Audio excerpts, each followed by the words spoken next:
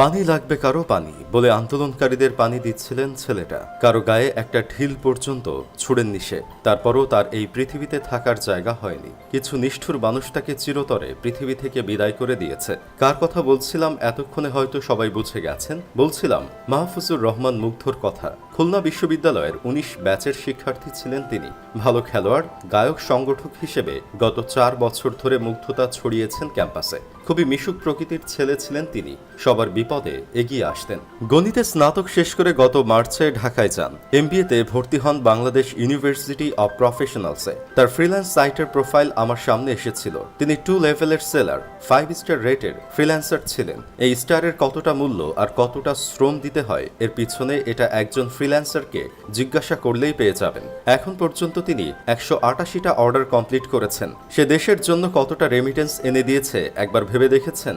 একজন 5 স্টার ফ্রিল্যান্সারের কি কখনো সরকারি চাকরি করার প্রয়োজন আছে? তবুও তিনি এসেছিলেন তার ভাইদের পাশে দাঁড়াতে। মানুষ যেখানে আন্দোলন করতে গিয়ে হাঁপিয়ে যাচ্ছে সেটা দেখে তার আর ঘরে বসে থাকতে ইচ্ছে হয়নি। সে বের হয়ে নিজের টাকায় মানুষকে পানি পান করাতে গিয়েছিলেন। এটাই কি ছিল তার অপরাধ? মুগ্ধ ছেলেটা একদিন দেশের বাহিরে গিয়ে উচ্চ ডিগ্রি নিতে চেয়েছিল, কিন্তু এরা তাকে পৃথিবীতেই বিদায় জানিয়ে দিল। কবে শেষ হবে এই নোংরামি? কবে শেষ হবে এই সহিংসতার? পানি লাগবে কারো পানি, কথাটা এখনো আমার কানে আসতেছে। মুগ্ধর আরেকটা যমজ ভাই আছে, হুবহু তার মতোই দেখতে। জীবিত ছেলেটার দিকে তাকালে তো সেই শহীদ মুগ্ধর চেহারাটা ভেসে উঠবে। তার বাবা মা কিভাবে এটা সহ্য করবে ভাই? আমার তো এটা ভাবতেই শরীর কেঁপে উঠছে। এত বড় করার পরে সন্তান হারানো কতখানি কষ্টের তা যে হারিয়েছে সেই বুঝে আমরাই সইতে পারছি না, তবে তার বাবা মা কিভাবে সইবে? মুগ্ধর বড় ভাই মীর মাহমুদুর রহমানকে দেখলাম বলতেছে, ওর একটা স্ট্যাটাস নিয়ে দেখলাম অনেকে তাকে বিভিন্ন খাতে প্রবাহিত করতে চাচ্ছে, কিন্তু ও সম্পূর্ণ একজন অরাজনৈতিক ছেলে ছিল। আপনাদের কাছে একটা রিকোয়েস্ট, আপনারা কেউ মুগ্ধকে অন্য কোনো খাতে ঠেলে দিবেন না।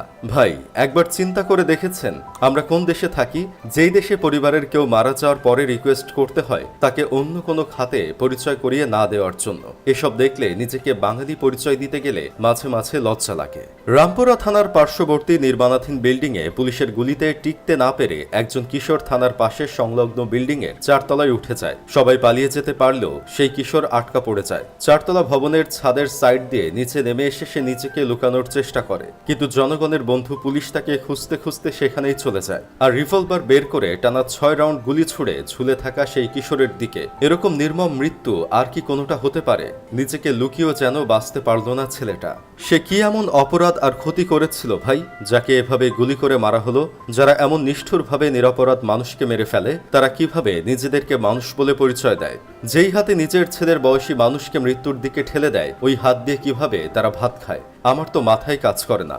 এত শত প্রমাণ থাকার পরেও যদি কাউকে বলতে দেখেন যে পুলিশ ছাত্র ছাত্রীদের পাহারা দিতে মাঠে নেমেছে, স্টুডেন্টসদের উপরে গুলি ছুড়ে দেওয়াকেই কি এই দেশে পাশে দাঁড়ানো বলে? যদি এমনটাই হয় তাহলে তো আমরা এমন বাংলাদেশ কখনো চাইনি। যাই হোক, শেষমেশ আমি গোলাম হোসেন একটা কাজের কথা কই, যারা এই দেশের পুরো মানচিত্রকেই লাল বানিয়ে দিচ্ছে তাদের কঠিন থেকে কঠিনতর বিচার হোক। জানি এদের কোনো বিচার হবে না, তবে একদিন না একদিন এসবের জবাব ঠিকই দিতে হবে।